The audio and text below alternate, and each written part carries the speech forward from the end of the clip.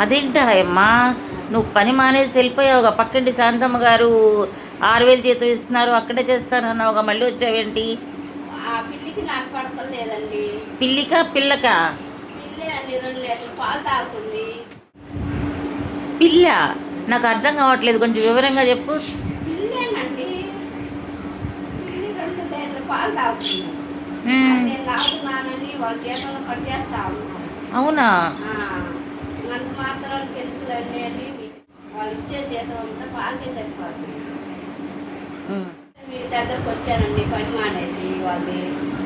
అవునా? మరి ఏంటి వాళ్ళు జీతం ఎక్కువ ఇస్తున్నారు, నేను జీతం తక్కువ ఇస్తున్నాను కదా? మరి నేను 4 రోజుల నుంచి క్రితమే ఇంకో పనమ్మని పెట్టుకున్నాను. నమ్మకంగా పని చేస్తున్నాను అండి. 4 రోజులు పెట్టుకోరండి మానేస్తే. పూర్ణి ఆయమ్మ, నువ్వు అలా వచ్చావా? నీకు తెలివితేటలు ఎక్కువైపోయినాయి. సర్లే కానీ మరి ఈసారి మానేయకూడదు మరి. సరేనండి, ఓకేనా?